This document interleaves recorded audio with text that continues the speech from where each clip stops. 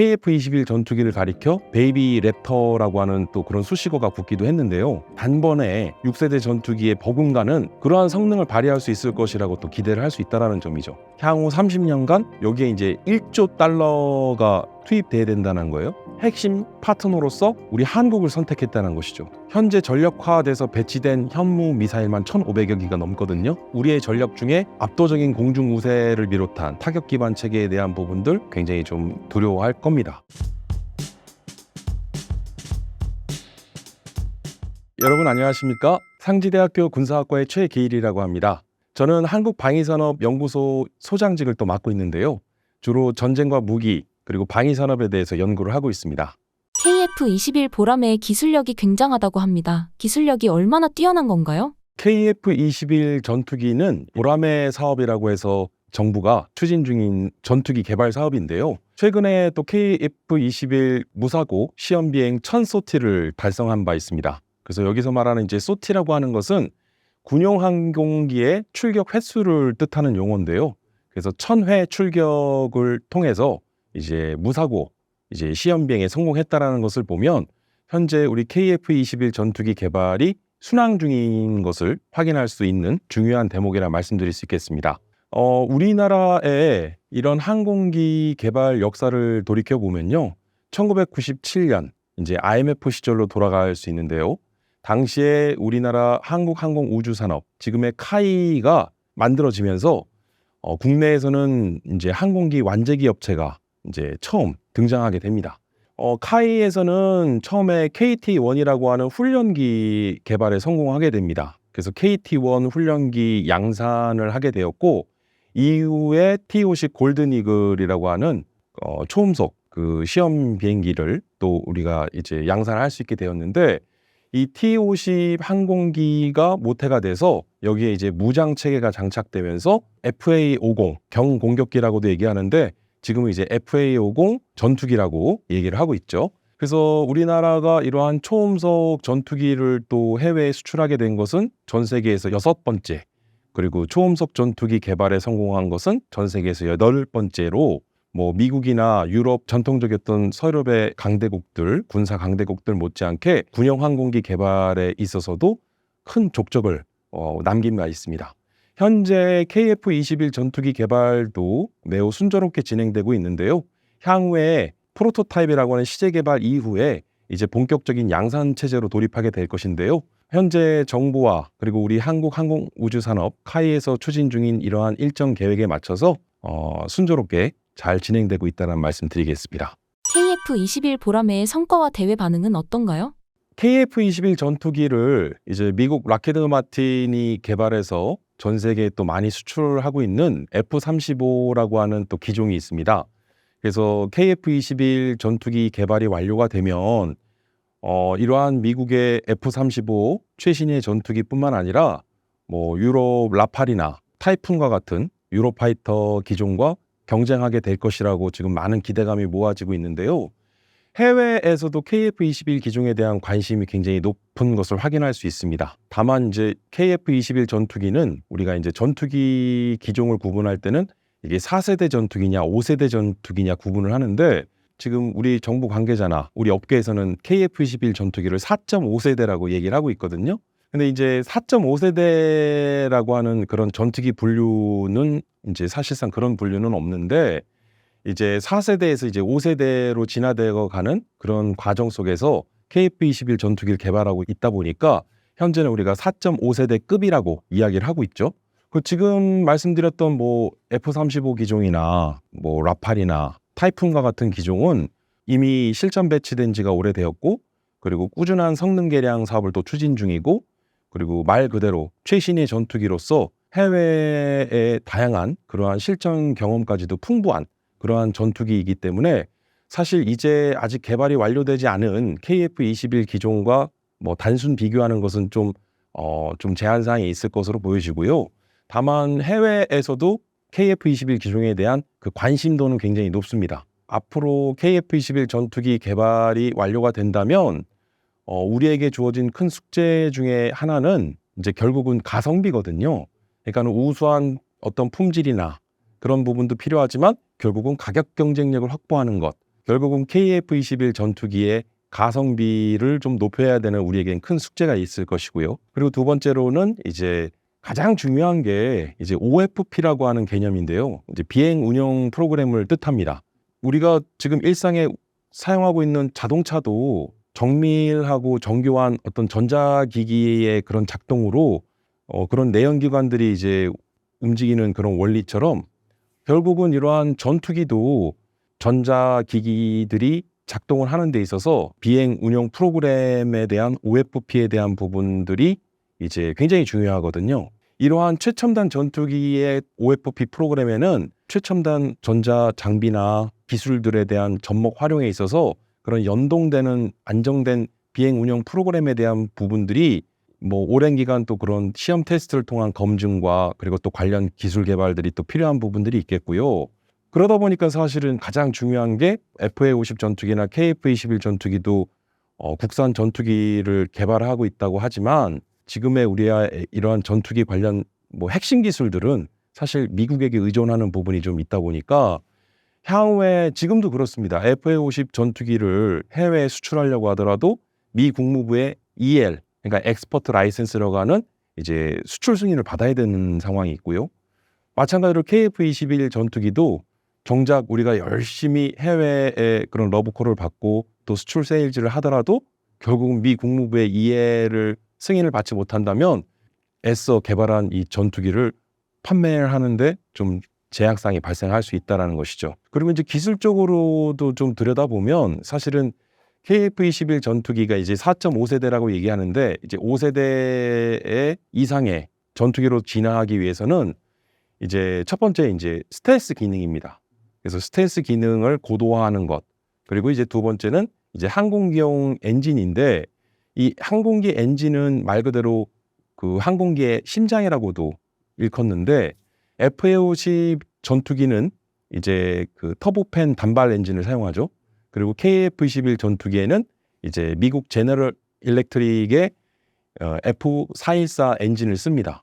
근데 이거는 이제 두 개의 엔진이 들어가거든요.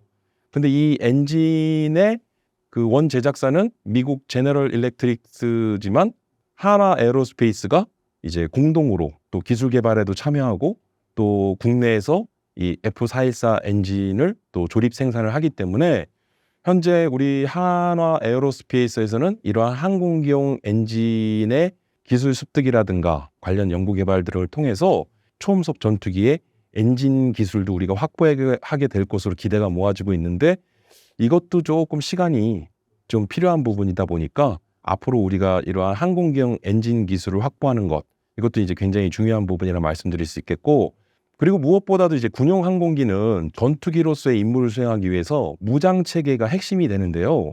이 무장 체계도 보면 사실은 이제 크게는 이러한 군용 항공기 이제 우리가 얘기하는 전투기에는 이제 공대공 무장과 공대지 무장으로 두 가지 타입으로 구분을 합니다.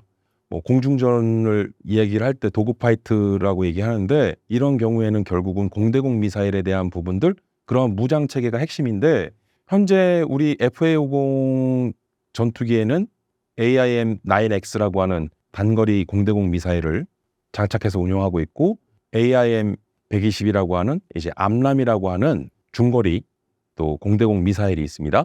그리고 또 지금 KF-21 전투기에는 유럽의 MBDA라고 하는 이제 방산업체가 있는데요. 그래서 유럽제 지금 미티어 미사일 장착해서 연이은 시험 발사 테스트에도 또 성공을 한 바 있는데 음속의 4배, 사거리는 200km에 이르는 그 중거리 공대공 미사일에 대한 미티어 장착을 통해서 그 이 미티어 미사일은 아시아 국가로는 최초로 우리가 군용 항공기 전투기에 장착을 해서 또 우리가 운용을 하게 될 것으로 기대가 모아지고 있는 상황인데 공대지 미사일의 경우에는 지금 현재 ADD 그러니까 국방과학연구소에서 이제 천룡이라고 불리우는 장거리 공대지 미사일을 지금 현재 개발 중인데 2029년 향후 2030년 이전까지 이 천룡이라고 하는 이제 한국형 독침 미사일 개발에 지금 우리가 열을 올리고 있는데 연구 개발 과정에서의 기술적 난제를 극복하고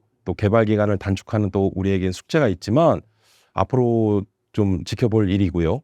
그래서 현재 이러한 뭐 방금 말씀드렸던 천룡 같은 경우에는 독일산 타우루스라고 하는 미사일이 있습니다. 말 그대로 이제 공대지 미사일인데요.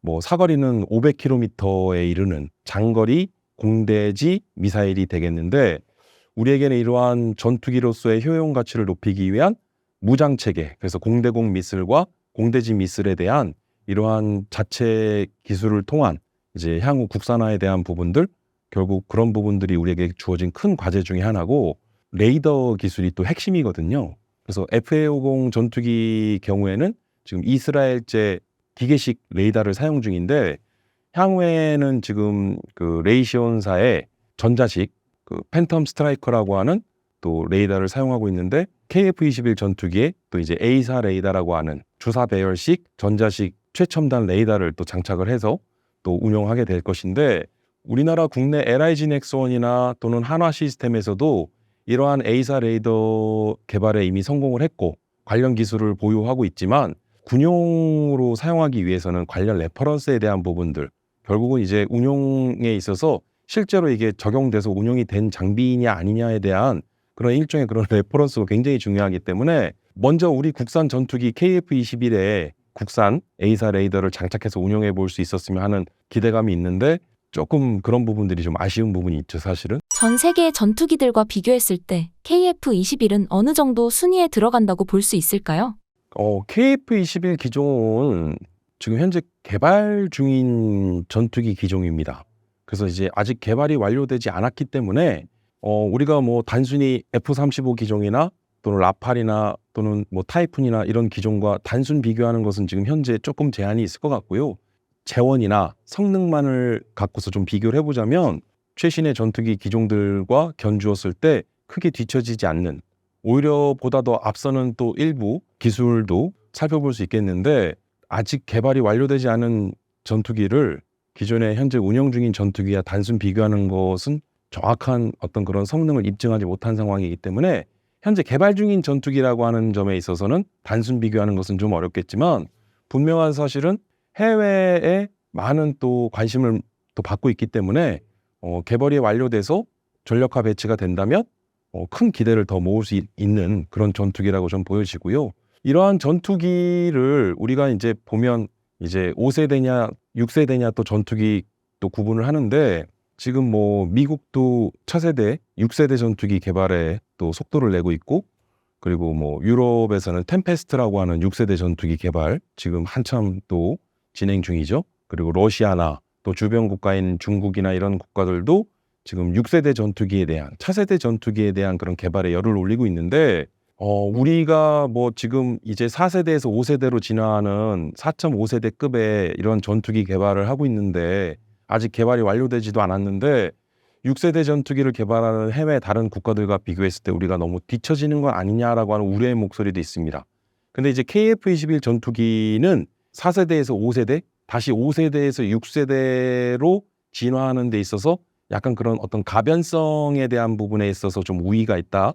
KF-21 전투기를 가리켜 베이비 랩터라고 하는 또 그런 수식어가 붙기도 했는데요.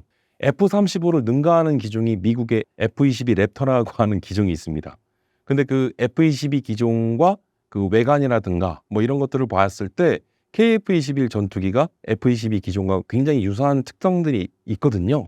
그래서 어떤 외관상으로만 우리가 단순히 이런 것을 좀 빗대서 설명하기는 좀 그렇지만 4.5세대를 뛰어넘는 이제 5세대 이상의 이제 향후 6세대를 지향하는 그런 전투기로서의 약간 가변성, 그러니까 KF-21 전투기가 4.5세대 전투기로서 개발이 완료된 이후에 여기에 이제 6세대 전투기 기술들이 또 접목이 됨으로써 단번에 6세대 전투기에 버금가는 그러한 성능을 발휘할 수 있을 것이라고 또 기대를 할 수 있다는 점이죠.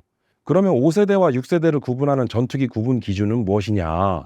핵심은 AI라고 하는 인공지능 기술의 활용입니다. 우리가 이제 유무인 복합 체계라는 얘기를 많이 하는데요. KF-21 전투기가 이제 유인 전투기로서 임무를 수행하면서 그 좌우에 무인 전투기가 같이 편대 비행을 하면서 이 유무인에 복합된 그러한 전투기 운용이 현실화될 수 있다는 것이죠. 그래서 이제 이런 부분들까지도 정부와 그리고 한국항공우주산업 카이에서는 향후에 KF-21 전투기가 개발이 완료가 되면 이제 6세대 전투기의 핵심 기술이라 얘기하는 이러한 유무인 복합에 관련된 그 AI 인공지능 기술을 접목 활용하는 데 있어서 그런 부분을 지금 개발 단계에서부터 벌써 고민을 하고 있다라는 것이죠. 사실 이 6세대 전투기에 대한 부분은 이제 우리가 이제 미 공군의 정의를 좀 살펴보면 미 공군에서는 이제 5세대 전투기를 일컬어 공중 우세를 뜻하고요.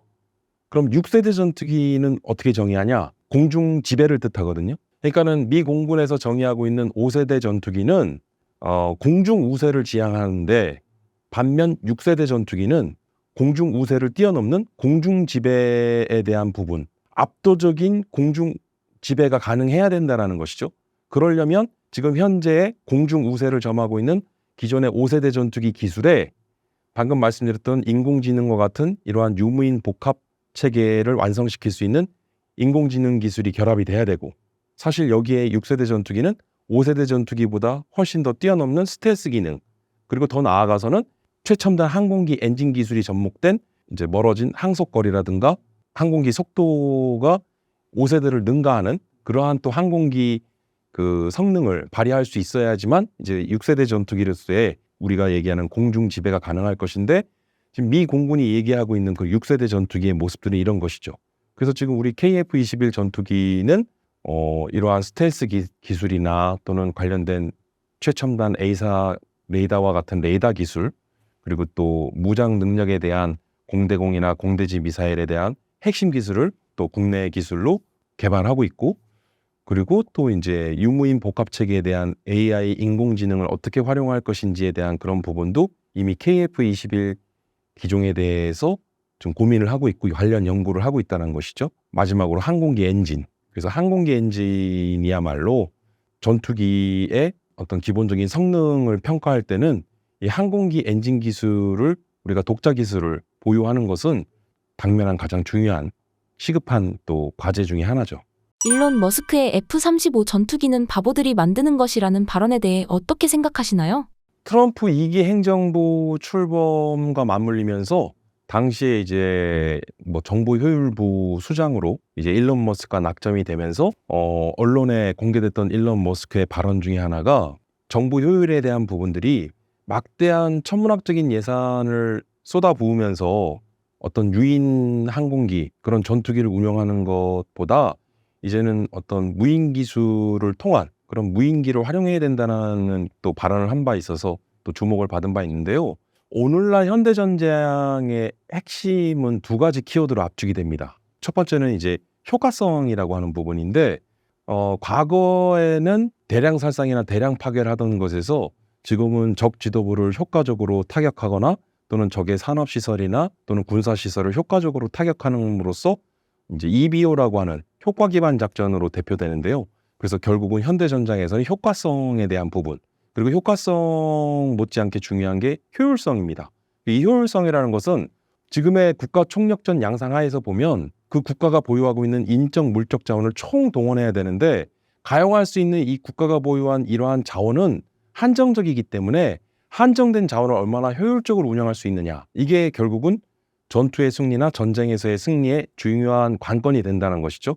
그래서 일론 머스크가 얘기했던 부분은 사실날 오늘날의 이러한 현대전쟁에 있어서의 이러한 효과성 기반이나 또는 효율성의 가치를 두고 보자면 틀린 말은 아니죠. 앞으로 미군이 지향해 나가는 이러한 이제 앞으로의 뭐 군사력 건설이나 군사력 증강, 국방력 증강에 대한 방향은 일론 머스크의 얘기했던 효율화 또는 효율성, 이런 부분에 대해서 관심을 가져야 되는 부분이라 말씀드릴 수 있겠습니다. 6세대 전투기도 이러한 어떤 유무인 복합 체계에 대해 무인 전력으로 공중 지배를 하겠다라는 것이거든요.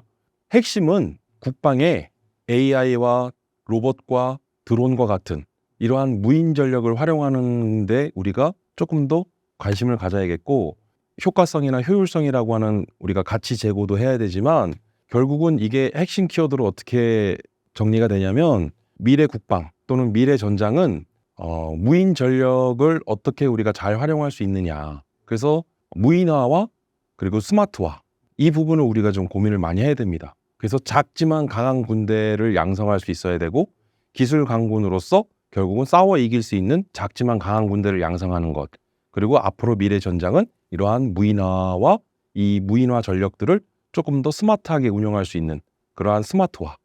이제 그런 것들이 결국은 효율화, 효율성, 그리고 효과성 이런 부분들과 맥락을 같이 하는 부분이라 말씀드릴 수 있겠습니다. 트럼프가 한국의 군함, 선박 건조 능력을 협력 희망 분야로 지목한 이유가 무엇인가요? 오늘날 해양을 제패함으로써 결국은 전 세계 군사 강대국으로서의 그런 지위와 입지를 공고히 할 수 있는 부분이 있겠다 말씀드리겠는데요. 미국 해군은 전 세계 최강의 또 이러한 해군력을 보유하고 있죠.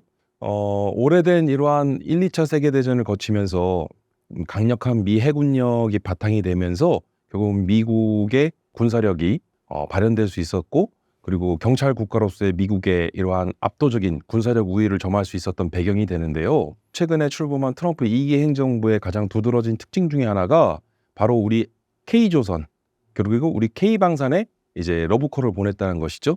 그래서 트럼프 대통령은 지금 현재 우리나라 정부와 또 우리 방산업계에 있어서 조선산업 분야에 결국은 군함을 건조하는 함정 건조 사업 분야에 있어서 이제 함 건조, 그리고 이후에 이제 MRO라고 하는 함정의 유지 보수 운용에 이르기까지 굉장히 적극적으로 미국 정부에서는 관심과 의지를 표명하고 있는 상황입니다. 전 개인적으로 최근에 미국의 그 안보 싱크탱크라 불리우는 이제 CSIS, 그래서 국제전략문제연구소로부터 연락을 받았는데요. 트럼프 2기 행정부 출범과 맞물려서 국가 안보에 있어서 가장 중요한 의제 중에 하나가 한국과의 그 조선 산업 분야에서의 이제 군함 건조 및 MRO 분야에 대한 협력 관계를 조금 더 보다 공고히 해 나가야 된다라고 하는 그 의제가 1번 과제로 선정이 됐다고 하더라고요. 트럼프 2기 행정부 출범과 맞물려서 미국의 이러한 안보 싱크탱크에서도 미국과 한국의 이러한 우방국과의 어떤 안보 파트너로서의 군함 건조와 군함 운영 유지 보수에 대한 이러한 사업들이 그 협력 관계를 공고히 해야 된다고 하는 굉장히 절실하고도 절박한 그런 분위기를 좀 엿볼 수 있었고요. 미 해군이 오늘날 최강의 해군력을 보유하고 있지만 전 세계 최강의 미 해군 함대들을 또 보유하고 있지 않습니까? 2, 3, 5, 6, 7 함대에 이르기까지. 근데 직접적으로 우리와 좀 비춰서 연관해서 보면 대표적으로 미 태평양 함대라 불리우는 7함대. 그래서 7함대와 사실은 3함대가 태평양 일대를 관할하는 결국은 중요한 그런 함대 전력인데 7함대의 함대 전력 하나만으로도 한 나라의 군사력과 버금갈 정도로 그 사실은 그 한 국가의 군사력을 뛰어넘을 정도의 그 7함대 전력 자체가 이제 어마무시한데요. 미국은 11척의 대형 항모 전단을 또 운영 중이고요.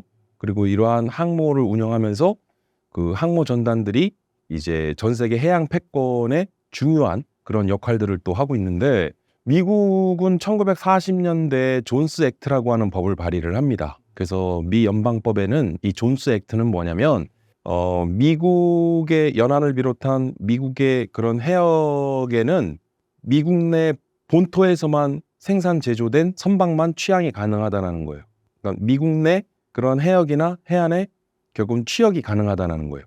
결국은 이러한 법 때문에 좀 양면이 있는데, 오늘날의 이러한 강력한 미 해군력을 건설하는데 사실 이 존스 액트가 밑받침이 됐지만, 반대로 세월이 흘러서 지금에서 보니까 오히려 그 존스 액트로 인해서 함정 건조 능력이나 유지를 할 수 있는 그런 능력을 상실하게 되는, 그러니까 결국은 일종의 그러한 양면성이 있었다라는 것이죠. 미국이 자국의 이런 해양 패권이나 해양력을 단기간 내에 집중하기 위해서 보호 육성했었던 조선 산업이 이제는 시간이 흐르니까 반대로 경쟁력을 상실해버리더라는 거예요. 그래서 이러한 부분들을 보아했을 때 사실 미 의회 예산국에서도 지난해 발표를 했었던 내용을 보자면 2025 미 해군 건조 계획 보고서를 인용하면서 미 의회 예산국에서는 향후 30년간 364척의 해군 군함을 건조를 해야 되는데, 여기에 이제 1조 달러가 투입돼야 된다는 거예요. 앞으로 향후 장차 30년간 300대가 넘는 미 해군 함정을 건조해서, 그리고 또 기존의 해군 함정을 운용 유지 보수를 해야 되는데, 말 그대로 이게 엄청난 시장이 열린 거예요. 그리고 그 시장의 중요한 핵심 파트너로서, 전략적 파트너로서 미국은 우리 한국을 선택했다는 것이죠. 우리나라 조선산업이 뭐 10년 주기에 사이클링을 돈다고 얘기를 하는데 13년 만에 이런 조선산업의 부활? 그래서 지금 방산업계 중에서도 특히 해양방산 분야라 할 수 있는 군함을 건조하는 조선업 분야에서는 굉장히 좀 많은 기대감과 또 그런 공무된 또 현장의 목소리들 들을 수 있는데 대표적으로 국내 해양방산을 지탱하는 양대 산맥이 있습니다. HD 현대중공업과 그리고 하나오션이죠. 하나오션은 이제 하나가 대우조선해양을 인수해서 이제 지금의 하나오션을 보유하게 된 것이죠. 양사가 국내 해양방산의 핵심 양대 산맥으로서 주축을 이루고 있는데 뭐 대표적으로 대우조선해양은 잠수함 기술에 대한 핵심 기술을 또 갖고 있고 또 해외 또 수출도 많이 했고요. 그리고 또 이제 수상함 건조에 있어서는 또 명가라 할 수 있는 HD 현대중공업을 빼놓고 말씀드릴 수 없는데 이 양사가 우리 앞으로 대한민국 K방산의 K조선을 이끌어 나가는 K해양방산의 이제 가장 주축이 될 것으로 기대가 모아지고 있고요. 실제로 미국 정부로부터 HD 현대중공업과 하나오션은 많은 러브콜을 받고 있습니다. 그래서 당장 금년 내에 미 해군 조선소와 연계 협업함으로써 이제 미 해군 함정에 대한 MRO 사업권을 또 취득하여 이제 향후에 미 해군 함정에 대한 이제 유지 보수로부터 미 해군 함정 건조 사업에도 본격적으로 또 진출할 수 있는 그런 청신호가 좀 켜졌다. 그렇게 좀 평가를 할 수 있겠습니다. 우리나라의 조선업 기술력은 얼마나 뛰어난가요? 아시아 3개국으로서 우리나라, 한국과 그리고 중국, 일본 이 3개국을 또 들 수 있는데요. 이제 지금 말씀드린 이 세 나라는 조선업종에 있어서는 조선업 강국이죠. 근데 이제 제가 작년 8월에도 이제 중국을 좀 다녀왔는데 북중 국경 지역 답사를 하면서 이제 중국 현지의 그런 소식과 또 분위기를 좀 엿볼 수 있었던 기회가 있었는데 중국 못지않게 지금 일본의 조선업도 굉장히 좀 강력한 경쟁력을 갖고 있거든요. 근데 결국은 뭐 조선업도 크게 보자면 제조업이기 때문에 우리 대한민국은 사실 제조업 강국 아닙니까? 그리고 또 우리 제조업의 밑바탕 중에는 또 이러한 조선업의 이러한 성장과 그런 경쟁력을 보유함으로써 우리가 글로벌 조선 분야에서도 우리가 강세를 보일 수 있었던 배경이 있는데요. 사실은 우리나라 이런 조선 관련된 뭐 어떤 경쟁력이나 이런 부분도 중요한데 이런 배경을 좀 들여다볼 필요가 있어요. 미국 정부가 우리에게 이러한 러브콜을 보낸 데에는 2023년 8월에 미 국방부에서 공개된 보고서가 있습니다. 그래서 이 보고서는 중국에 대한 어떤 군사력 부상을 경계하면서 대중국 봉쇄 전략이자 4차 상세 전략이라고 불리우는 리플리케이터 전략을 발표를 해요. 미 국방부가 발표했던 이 리플리케이터 전략의 그 보고서 배경을 좀 보면 중국의 군사력 부강에 대한 우려를 담아놓고 있고 중국의 군사력 증강 중에서도 특히 중국의 해상 패권을 장악하기 위한 해양력의 해군력에 굉장히 집중을 하고 있다는 거예요. 그러니까 실제로 제가 중국 현지에서도 들은 바에 의하면 중국 내 여러 조선소에서 지금은 민간 선박 수주를 계약을 안 한다고 하더라고요. 군함을 찍어내는데 바빠서 지금은 이제 군함을 찍어낸다는 표현을 하는데 미친 듯이 군함을 찍어내는 거예요. 그래서 지금 중국의 해군력에 대한 부분들을 좀 보면 이런 해상 패권을 장악하기 위한 해군력에 대한 집중적인 어떤 투자와 그런 노력들이 미국마저도 지금 긴장을 하게 한다는 것인데 사실 리플리케이터 전략을 발표하는 데 있어서 2030년이 넘어서면 중국의 해군력이 결국은 미국의 해군력을 뛰어넘을 것이다라고 이미 미 국방부는 그 보고서에 예측을 하고 있어요. 그러니까 이제 그만큼 미국은 중국의 군사력 부상에 있어서 결국은 이러한 중국의 해군력을 견제할 수밖에 없는 상황이었는데 중국은 사실은 이제 군사력 증강에 있어서 특히 해군력을 증강하는 데 있어서는 그 배경은 이제 그런 중화 사상의 배경으로부터 결국은 이제 중국 중심의 세계 질서를 구축하겠다고 하는 이제 그런 패권 경쟁에 있어서 미중 패권 경쟁이 아닌 미중 패권 전쟁이라고 또 할 정도로 지금 심화되고 있는데요. 결국은 1대1로라고 하는 전략. 그래서 육상의 과거의 실크로드라 불렸던 1대1로는 결국은 육상의 또 기반과 그다음에 해상에서의 교통로를 확보하겠다는 것인데 이 해상의 교통로 확보는 중국도 사실은 대부분의 그런 원유를 또 에너지들을 또 수입해서 사용을 하는데 그런 어떤 원유 수송의 해상 수송로를 확보하는 것, 그래서 해상로를 확보한다는 것은 결국은 중국의 그런 숨통을 결국은 이어나갈 수 있는 해상로를 확보하는 것. 그래서 중국은 남중국해 유역의 9단선이라는 것을 얘기를 하는데 결국은 9개 점유를 찍어요. 그래서 남중국해 유역에 중국 정부가 임의로 9개의 점을 찍어서 그 점선을 이어서 이걸 9단선이라고 얘기를 하는데 중국의 어떻게 보면 대중국 1대1로 전략하에서 그런 남중국해에서의 해상 패권을 장악하겠다라고 하는 것인데 이에 대한 미국의 견제와 그리고 중국의 이러한 군사력 부상에 있어서 해군력 강화에 대한 부분들 이게 결국은 충돌하는 접점이 있을 것인데 그게 결국은 뭐 우리가 얘기하는 뭐 중국과 대만 간의 양안 전쟁 이야기들 뭐 그런 것들이 다 맞물려지는 이야기들이죠 사실은. 근데 다시 돌아와서 미국의 그럼 리플리케이터 전략은 무엇이냐?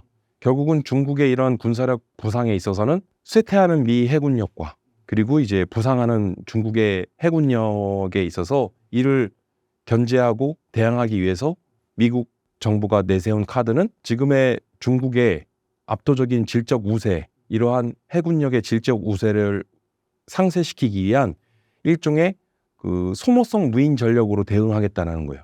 그러니까 그 소모성 무인 전략이라는 것은 이제 여기에서 파생된 개념이 이제 네이비 씨 고스트라는 개념이 있는데 이 네이비 씨 고스트는 우리나라 말로 하면 그냥 유령 함대인데 그 미국이 보유하고 있는 항모 전단을 무인화하겠다라는 거예요.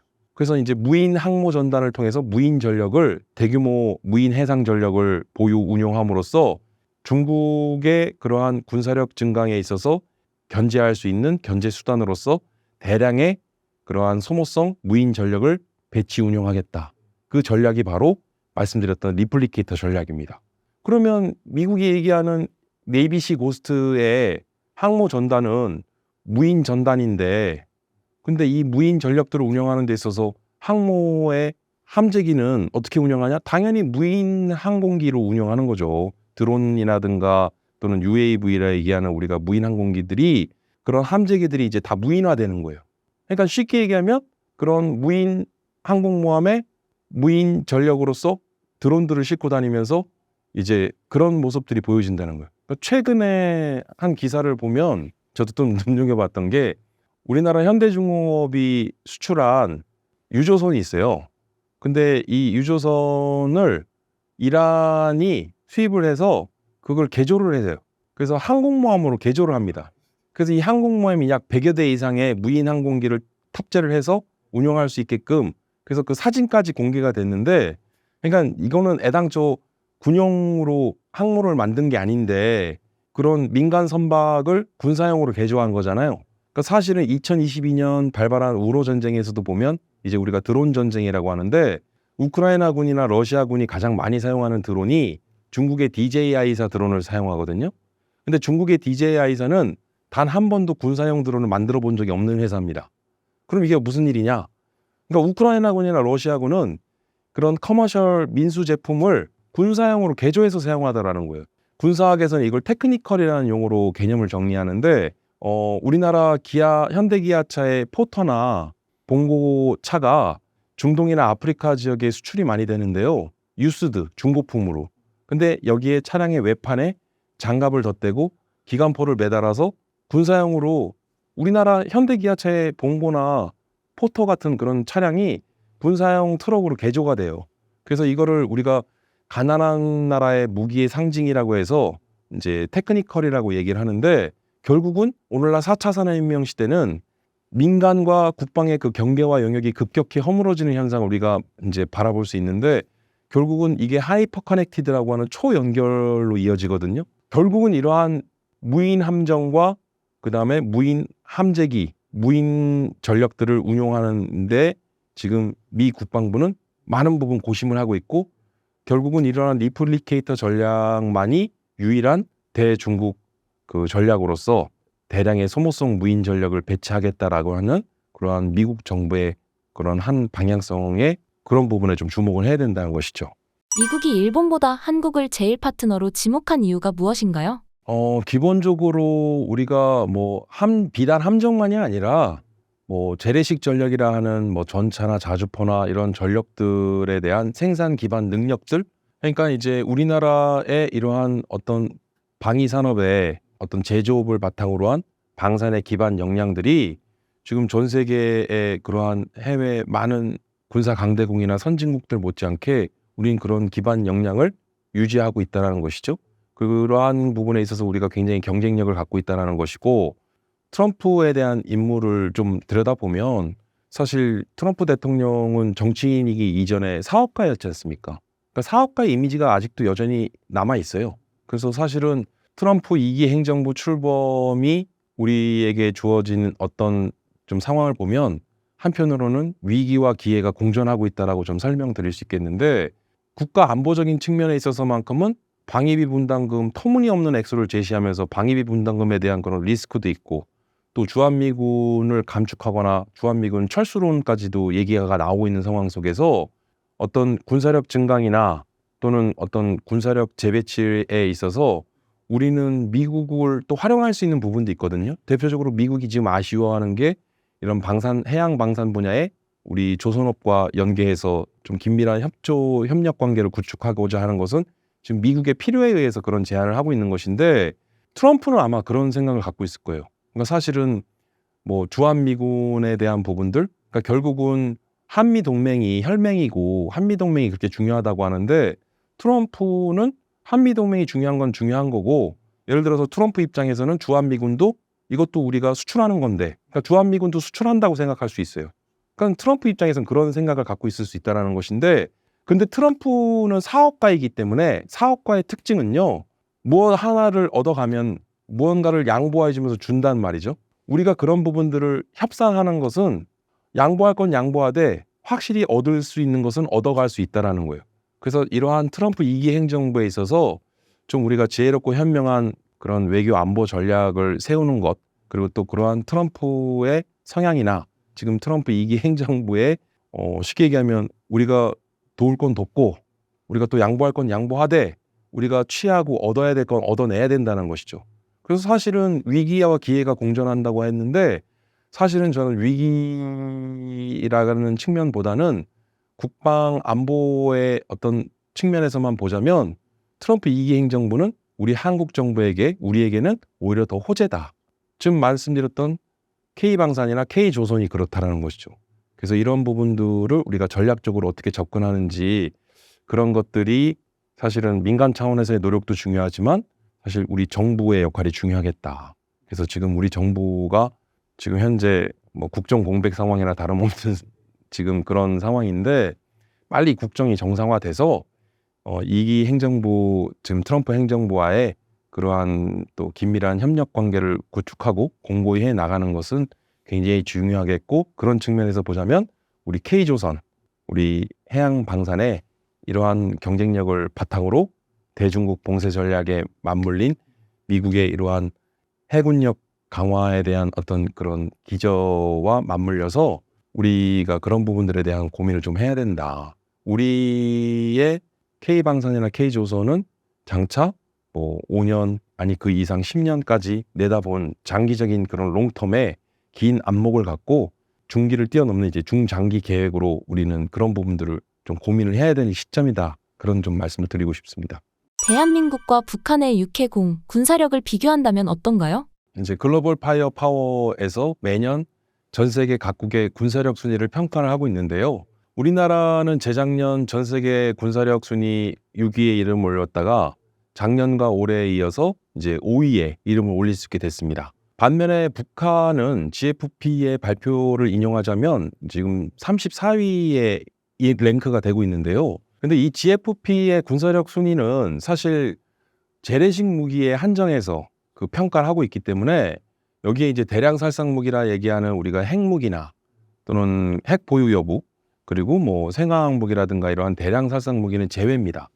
각국의 그 국가의 군사력을 평가하는 데에 핵무기 보유 여부를 감안하지 않고 군사를 평가하는 것이 과연 의미가 있을까 하는 생각도 있거든요. 하지만 핵무기를 사용한다는 것은 어떻게 보자면 1945년 이제 태평양 전쟁이죠. 2차 세계 대전이 종전을 맞이했던 1945년 그해 8월에 인류의 역사상 가장 궁극의 무기라는 핵무기가 사용된 처음이자 마지막이 1945년 8월 원자폭탄이 투하됐던 것인데, 핵무기를 사용한다는 것은 결국은 어떤 그 자멸이나 공멸을 감안하지 않고, 왜냐하면 핵 보복이라고 하는 수단들이 있기 때문에 결국은 핵을 보유한 국가들이 핵을 사용하지 못하는, 그럼 좀 그런 어떤 아이러니한 상황에 직면하게 되는데, 그걸 가리켜 이제 우리가 결국 이제 뭐 미치광이 전략이라고 얘기를 하는데, 핵을 보유한 국가는 핵을 보유한 국가를 공격할 수 없다라는 거예요. 왜? 핵 응징, 핵 보복을 받기 때문에. 그러면 북한은 핵이 있는데 우리나라는 핵이 없어서 어떡하냐?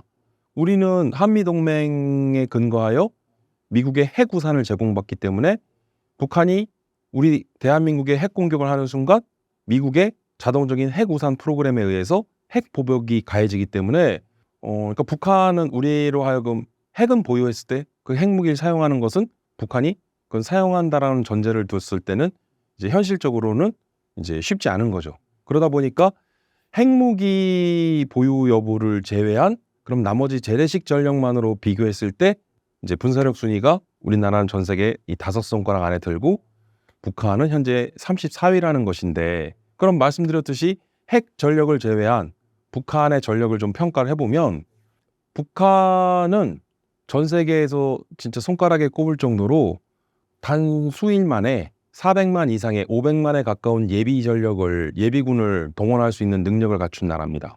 그리고 지금 우리나라 국방부에서는 2년에 한 번씩 국방백서를 발간하죠.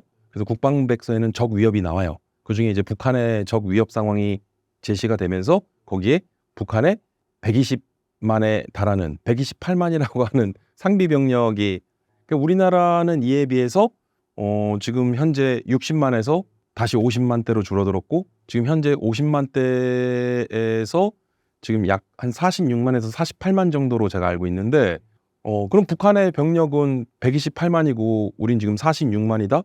그러면 상비 병력의 차이로 인해서 어떤 군사력 열세에서 이런 병력 수에 대한 부분도 중요한데 무시할 수 없는 부분인데, 이런 부분은 어떻게 할 거냐는 것인데, 북한의 상비 병력 128만 중에 약 한 60에서 70% 정도 가까이가, 그러니까 군사분계선 인근에 MDL, 그 DMZ의 휴전선 인근에 배치되어 있는 전력들인데, 근데 북한이 지금 우리나라 인구 5천만 이상, 북한의 인구는 뭐 2,500만에서 2천만대로 초반으로 떨어졌다가 우리 정부 당국이나 그리고 탈북민들 또 북한의 고위 탈북 인사들의 또 증언에 의하면 북한이 2천만이 안 될 거라고 해요. 그래서 한 1,800만 내외 지금 그렇게 추정을 하고 있는데, 그 인구는 줄어드는데 북한의 상비 병력은 줄어들지 않는, 그러니까 이 128만이라고 하는 게 좀 미스터리한 숫자인데, 사실은 이 128만의 북한군 상비 병력은 한 번도 검증하지 못했고 검증할 수 없는 수치입니다. 그런데 사실 오늘날 현대전장에서 특징은 단순히 병력 수가 우위에 있다고 해서 전쟁이나 전투의 승리를 보장할 수 있는 시대는 아니기 때문에 단순히 이 상비 병력 수만을 갖고서 우리가 뭐 열세에 있다, 뭐 북한이 우위에 있다, 이런 측면으로 접근하는 것은 조금 신중할 필요가 있다고 전 보고요. 지상 병력에 대한 부분들은 지금처럼 말씀드렸고, 그 다음에 이제 지상 재래식 전력들, 이제 북한이 보유하고 있는 이제 전차로부터 자주포, 뭐 대형 방사포에 이르기까지 다양한 그런 지상 화력 기반 체계들, 그런 투발 체계들, 사실은 뭐 북한의 이러한 지상 전력들은 휴전선 인근에 또 많이 배치가 돼 있는데요. 투발 가능한 투발 수단으로서 북한의 화력 기반 체계가 휴전선 인근에만 약 한 2만 5천여 문 이상의 그런 화력들이 대량 배치돼 있다고 지금 우리가 바라보고 있는데, 근데 이러한 화력 기반 체계 못지않게 우리나라도 사실 국방부가 아니라 포방부라고 얘기할 정도로 바퀴가 달려있는 지상에 이러한 화력 기반 체계에 화포가 달려있는 무기는 약 5,600여 문 정도 보유하고 있습니다. 그러니까는 이제 북한의 전력과 수적 우위에 있다라고 하는 어떤 그런 부분보다는 사실 질적 우위에 우리가 조금 더 관심을 가져야 될 것인데, 결국 이러한 뭐 전차로부터 자주포, 그다음에 그 외에 다양한 기반 화력 체계들이 그 압도적인 그런 성능 우위에 있다라는 것이죠.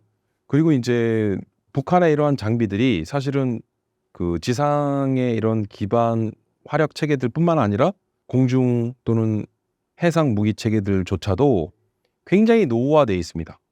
공중 우세에 있어서는 두말할 필요가 없는 게 항공기에는 군용 항공기에는 특수유를 넣어야 되는데 에너지 상황도 굉장히 어렵기 때문에 뭐 기름도 군용 항공기 전투기를 띄우는 데 있어서 지금 그 기름도 부족해서 제대로 된 훈련조차도 못하고 있다라고 하는 증언들이 나올 정도로 지금 북한의 그런 군사력 수준을 보아했을 때 만약 유사시 전시 상황에 돌입했을 때 북한의 이러한 지상으로부터 공중 해상에 이르기까지 이러한 무기 체계들이 재래식 무기들이 온전히 작동될 수 있을 것이냐?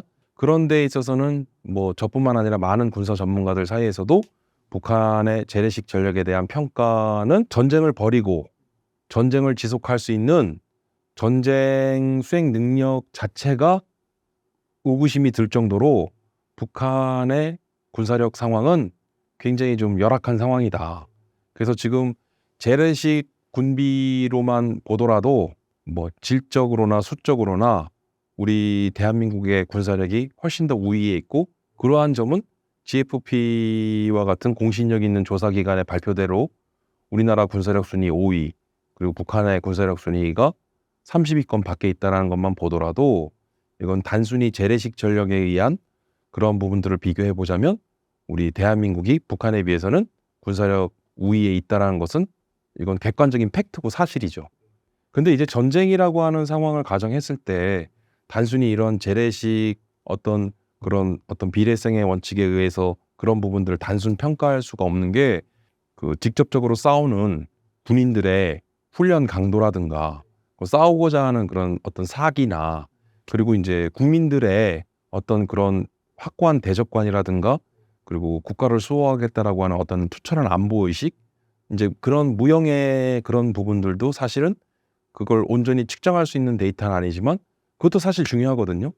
최근에 보면 우크라이나와 러시아 전쟁이 이렇게 장기화되는 것도 보면 우크라이나 국민들이 국가를 수호하고자 하는 그러한 의지가 그 러시아의 그런 군사 강대국의 그런 압도적인 군사력을 그런 부분들을 압도할 수 있다라는 것이거든요. 그런 것들이 또 대표적으로 우리 오늘날 현대 전장에서도 단순히 뭐 병력수라든가 그 우수한 성능의 무기로만 그치는 게 아니라 그런 정신적 그런 무형의 그런 가치도 결국은 굉장히 중요할 수밖에 없다라는 것을 또 하나 우리가 확인할 수 있었던 좋은 사례가 되는 것이죠.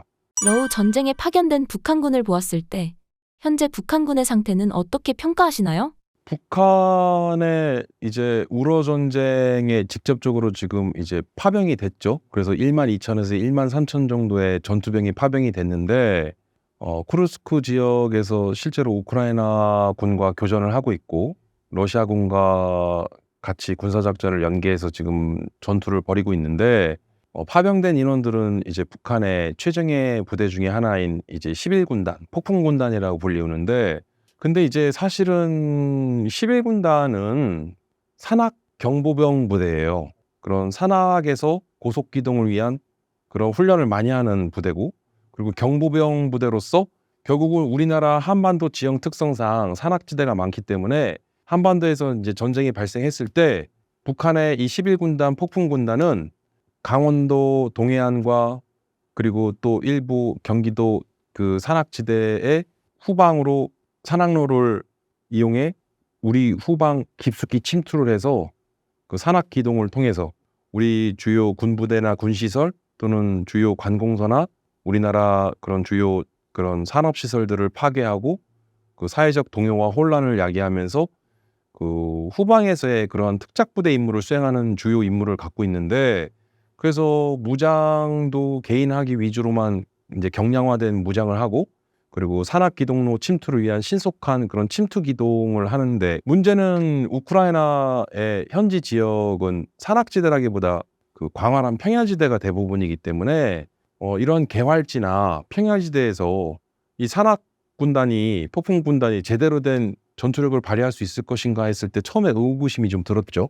뭐 병사 한 개인의 뭐 어떤 훈련 상태라든가 전투력 자체를 측정하기는 좀 그런데 우크라이나 군의 어떤 그런 드론 전력이나 드론 공세에 지금 북한군마저도 맥없이 추풍낙엽처럼 쓰러지는 것들을 우리가 현지의 그런 관련 보도나 또 그런 내용들을 접해서 보면 한 개인의 장병의 전투력도 중요하지만 결국은 이 무기 체계를 어떻게 운영하고 활용하고 이 무기 체계에 대한 첨단 무기 체계에 어떻게 이렇게 대응을 해야 되는지 그런 부분에 대해서 북한군이 이번에 많은 학습을 했을 거라고 좀 봅니다. 그래서 일종의 그런 학습 효과가 생겼을 것이라 보여지고요.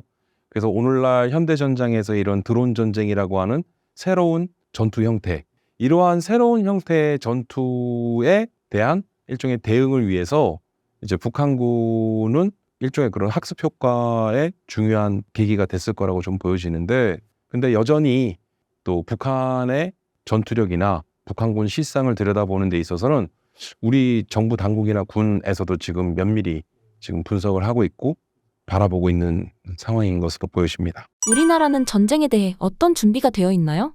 오늘날의 현대전장과 그리고 장차 미래전장은요, 초정밀화 그리고 초장사정화, 정밀 타격 체계에 대한 부분들이 굉장히 중요하거든요. 미사일 발사 버튼 하나로 전쟁이 시작되고 끝날 수 있다라고 하는 얘기까지 나오거든요. 특히 한반도는 종심이 짧고 그 전구가 협소하기 때문에 첫 번째는 이제 핵무기를 사용한다는 전제를 제외했을 때 보자면 지금 뭐 우리 수도인 서울 그리고 북한의 평양, 그 사실상 거리상으로도 멀지 않고 이런 양측의 그런 수도권 중심의 군사분계선 인근에서의 그런 대규모 그 전투 상황이 발생할 수 있다는 것인데, 그 재래식 무기의 이러한 어떤 그 화력 기반 체계의 그런 투발 타격 체계들로 인해서 양측이 극심한 피해를 입을 것이라고 하는 것은 뭐 너무나 자명한 사실이고, 단순한 어떤 그 군사적 피해만이 아닌 민간인 피해를 또 감안하지 않을 수 없는데, 사실 작금의 우크라이나와 러시아 전쟁만 보더라도 현대 전장에서는 무고한 국민은 있을 수 없다는 것이거든요. 그런 교훈을 또 우리가 얻을 수 있는데, 그러니까 결국은 전쟁이 없어야 된다는 것이죠, 한반도에서는. 하지만 만약에 이러한 전쟁 상황이 벌어진다면 북한도 마찬가지로 우리의 무기 중에서는 사실은 이제 현무라고 하는 괴물 미사일이라 불리우는 지대지 미사일이 있습니다. 그래서 이 현무가 지금 현무 5에서 현무 6 지금 개량형으로 또 업그레이드를 하고 있는데, 현재 전력화돼서 배치된 현무 미사일만 1,500여 기가 넘거든요. 그러니까 사실은 북한 입장에서는 우리의 전력 중에 뭐 압도적인 공중 우세를 비롯한, 그리고 이러한 또 우리의 그런 타격, 정밀 타격이 가능한 타격 기반 체계에 대한 부분들, 그러니까 우리는 북한의 핵 무기와 그리고 생화학 무기와 같은 그런 대량 살상 무기가 우리에게는 굉장히 중요한 부분인데, 북한 입장에서 보았을 때는 우리의 이러한 그 고도의 정밀 타격 체계들에 대해서 사실 이런 부분에 대해서 굉장히 좀 두려워할 겁니다.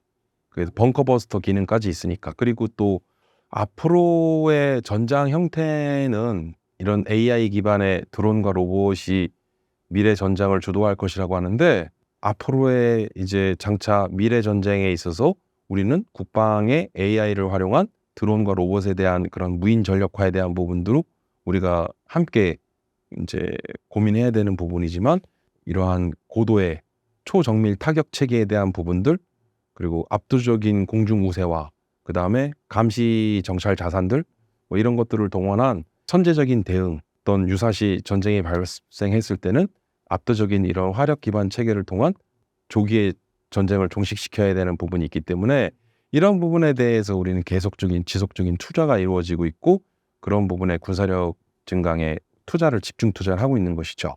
현무는 이제 괴물 미사일이라고 불리우는 게요, 이제 가장 무거운 탄두를 실어서 쏘아 올릴 수 있기 때문에 이제 괴물 미사일이라고 하는데, 결국은 탄두 중량이 그 파괴력을 높이는 것이기 때문에, 그리고 또 현무는 또 벙커버스터의 특징을 갖고 있는 게 지하 갱도화되어 있는 깊숙이도 또 벙커버스터 그 기능을 갖고 있기 때문에, 그러니까 북한 입장에서는 우리의 이러한 현무 무기 체계라든가 그리고 또 초정밀 그런 기반의 화력 타격 체계들에 대해서는 굉장히 정밀한 무기이기 때문에 파괴력도 굉장히 높고요. 그러다 보니까 뭐 현무뿐만 아니라 K239라 불리우는 이제 MLRS라고 하는 천무 다련장 로켓포죠. 그 다련장 로켓포에는 또 무유도탄이라고 해서 집속탄 내지는 분산탄이라고 얘기하는데 거기에 이제 여러 자탄이 지상에 흩뿌려지면서 그 일대를 초토화시키는 강력한 무기인데 우리나라가 이러한 집속탄도 전 세계에서 가장 많이 생산하고 가장 많이 보유한 나라 아닙니까? 그래서 사실은 북한의 핵과 생화학 무기를 제외한 어떤 대량 살상 무기에 버금가는 그러한 화력 기반 체계로서 이러한 정밀 타격 체계에 대한 부분들 그리고 압도적인 공중 우세와 뭐 우리의 이런 해상 전력에 이르기까지 그러니까 육상으로부터 공중 해상에 이르기까지 우리의 이러한 압도적인 군사력 우위를 알고 있고 북한도 알고 있죠. 네. 신사임당 시청자분들을 위한 한마디 부탁드립니다. 예, 최근 글로벌 국제 정세가 매우 불안정해지고 있는 상황입니다. 또 지금 한반도에서의 어떤 안보 상황도 굉장히 긴장감이 높아지고 있는 상황인데요.